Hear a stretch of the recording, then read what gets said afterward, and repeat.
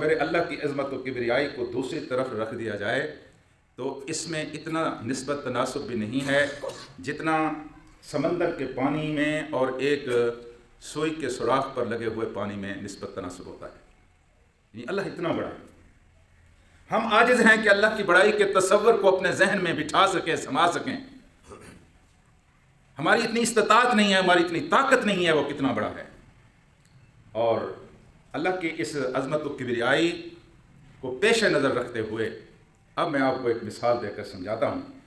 ایک چھوٹا سا بچہ ہو اور وہ اصرار کرے کہ میں اپنے باپ کا چولا پہنوں گا، میں اپنے باپ کا لباس پہنوں گا کیونکہ وہ بڑا خوبصورت ہے، ابو اس میں بہت اچھے نظر آتے ہیں، میں اس کو زیب تن کروں گا. اور پھر وہ ضد کر کے وہ لباس پہن لیتا ہے، اور لباس پہن کر جب وہ چلتا ہے تو لوگ اس کو کیا کہتے ہیں؟ خود اس لباس کی وجہ سے اس کی اپنی کیا کیفیت ہوتی ہے؟ گھسٹتا ہوا لباس اس کے پاؤں میں الجھے گا اور گر پڑے گا. گھسٹتے ہوئے لباس کے اوپر کسی دوسرے کا پاؤں بھی آ سکتا ہے، وہ گر سکتا ہے، کیونکہ اس نے وہ لباس پہنا ہے جو اس کے لیے نہیں بنا تھا، وہ تو اس کے والد بزرگوار کے لیے تھا. میرے عزیز دوستو، اللہ تبارک و تعالیٰ کا کبریائی اللہ تعالیٰ کا لباس ہے، بڑا ہونا اللہ تبارک و تعالیٰ کا لباس ہے.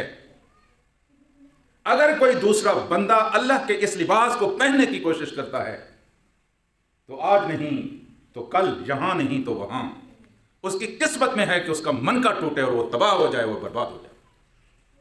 یہ ہو نہیں سکتا کہ کوئی بڑا بننے کی کوشش کرے اللہ کی بارگاہ میں اور پھر اللہ تبارک و تعالیٰ اس کو نظر انداز کرتے ہیں. آپ معاف کر دیتے ہیں، بہت سارے مواقع پر معاف کر دیتے ہیں، لیکن کوئی آپ کے گریبان میں ہاتھ ڈالے تو آپ معاف نہیں کرتے اور کہتے بھی ہیں کہ اس نے تو میرے گریبان میں ہاتھ ڈالا.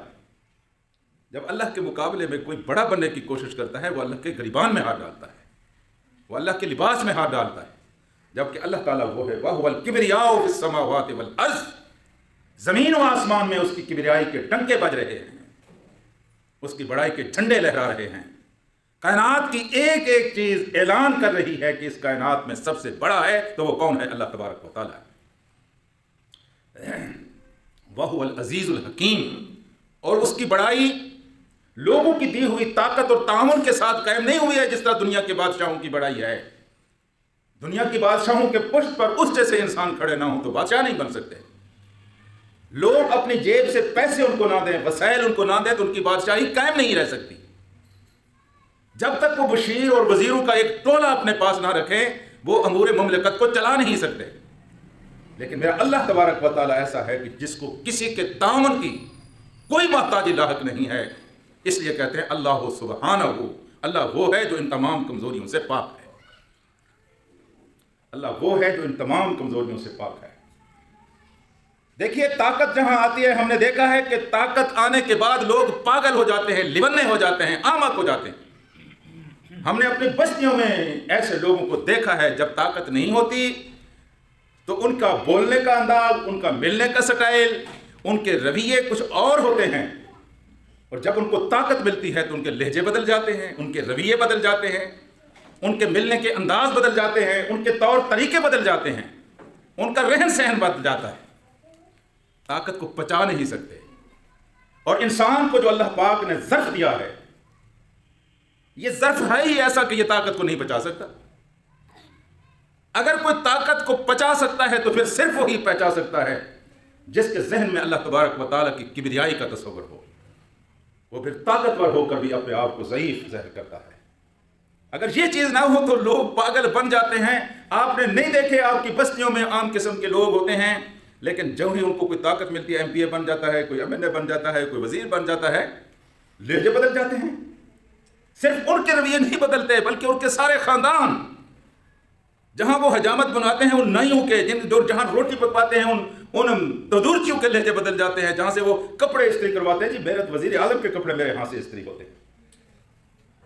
تو اقتدار جو ہے یہ پاگل بنا دیتا ہے. اقتدار سے لوگ احمق بن جاتے ہیں. ہمیں تو یہ بات سمجھنے اور سمجھانے کی ضرورت نہیں ہے. ہم نے تو کئی احمق اپنی آنکھوں کے ساتھ دیکھے ہیں اور ان کا عبرتناک انجام بھی دیکھا ہے. آپ کے ملک کے جتنے سربراہان مملکت آئے وہ یہی پاگل پن کر کے اپنے عبرتناک انجام کی طرف چلے گئے. اور ان چلے جانے والوں سے بعد میں آنے والوں نے کوئی سبق حاصل نہیں کیا.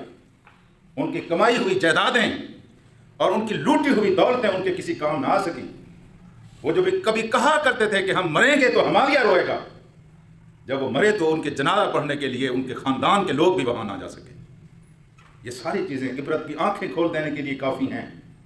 کبریائی صرف اللہ کو زیبا ہے، اس کے علاوہ کوئی بڑا بننے کی کوشش کرے گا تو یہ لکھا ہوا ہے کہ اللہ تبارک و تعالیٰ اس کو چھوٹا بنا کر، ذلیل بنا کر رسوا کر دے گا. وَهُوَ الْعَزِيزُ الْحَكِيمُ، لیکن وہ ایسا طاقت والا ہے کہ اپنی طاقت کو بھی وہ حکمت کے ساتھ استعمال کرتا ہے. اور یہ وَلَا تَمْشِ فِي الْأَرْضِ مَرْحًا، تو زمین پر اکڑ اکڑ کر چلتا ہے، زمین پر اکڑ اکڑ کے نہ چل. اور إِنَّكَ لَن تُخْرِقَ الْأَرْضَ، تو زمین کو پھاڑ نہیں سکتا. اس زمین سے تو پیدا ہوا ہے، یہ زمین تجھے پھاڑ دے گی. اس زمین کے اندر تو نے جانا ہے، یہاں تکبر کے پاؤں نہ رکھ، یہاں اکڑ کی چال نہ چل، یہاں متکبر نہ بن، بڑا نہ بن. زمین تیری اوقات کو جانتی ہے، زمین تیری حیثیت کو جانتی ہے کہ تو کیا تھا اور کیا ہے اور کیا ہوگا. اور پھر اللہ کا قرآن کہتا ہے وَلَا تَبْلُغُ الْجِبَالَ طُولًا، نہ اتنا بڑا بن، جتنا تو بڑا بنے پہاڑ کی بلندیوں کو تو کراس نہیں کر سکتا. اپنی اوقات میں رہ، اپنی اوقات میں رہ.